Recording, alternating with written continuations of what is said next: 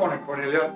Well, good morning, James. How are you this fine morning? I am very well indeed, and I'd just like to say before you go that this week has been absolutely marvelous. I've had to rely on Miss Lane to tell me about your health and happiness from time to time, but with you here, it's a pure joy. Well, thank you, James. Every time I visit Wheatland, I'm reminded what a beautiful home and farm you have. And I certainly have enjoyed catching up with our old lang syne. But I want to ask you about Miss Lane. How is she doing? I'm especially interested in hearing about her latest beaus. Well, Miss Lane and Miss Hetty shared nursing duty for me. I was quite ill the last 2 weeks of January. In fact, I was only able to leave my room, really, in the last 2 or 3 days before you arrived. So, as compensation, you might say, Miss Lane has taken the train to visit with her Uncle Edward and his family in Philadelphia. Well, it seems my timing is poor. I had really hoped to see her this visit. I'll have to wait until she decides to visit her cousin, Mr. Henry, in New York. And she is indeed a very busy lady, yes. But I am disappointed also. I was rather hoping to see Prince Louis and your James this trip. Cannot the Prince and Judge Roosevelt make the trip to Wheatland? It is not for lack of trying on my part. I cannot seem to convince either of them to leave New York. The judge has excuses the length of his arm, and the prince is no less stubborn. Well, it would do me a great deal of good to see them both. Perhaps you all would make the trip to Bedford Springs in August. Ah, Bedford Springs. We so love our visits there. It's delightful in the summer months, and the waters in the springs are so therapeutic, especially for people our age, James. Well, in fact, they're good for any age. I've been going there almost 40 years now.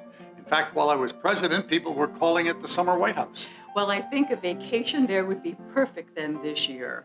I will do my best to convince the judge. Unfortunately, I cannot make promises for the prince. Oh, James, you recently wrote to me about how diligently you were working on your memoirs after leaving office. Pray tell me about your book.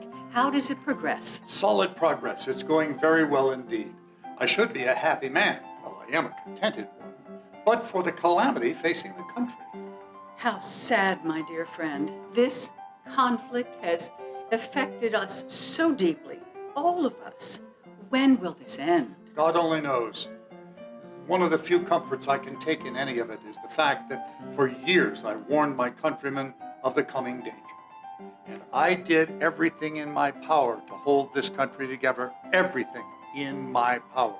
And what vexes me is how quickly we slipped into this chasm of violence. Do you know, before I started to write history, I never fully realized the part that the faction of the Democratic Party led by Stephen Douglas had in accelerating this entire process.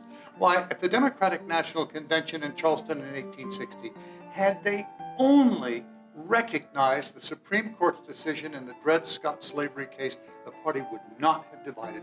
It was the only thing that the Southern delegates insisted on. And what a tragedy that it had to come to this point. But it seems to me that the gentlemen from South Carolina bear their share of responsibility. Oh, without doubt.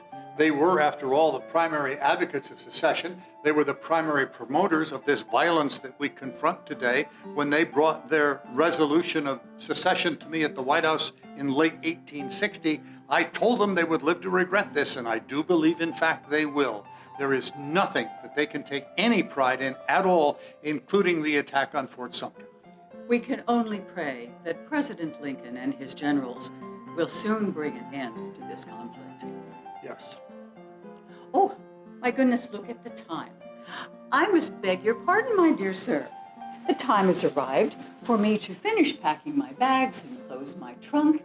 I know that Mr. Costello will be here soon with the carriage, and I must not delay because the train for New York leaves in just 2 hours. Well, let me say once again, Cornelia, what a pleasure it has been to have you here. I will meet you at the carriage when you're ready to depart. Thank you, James.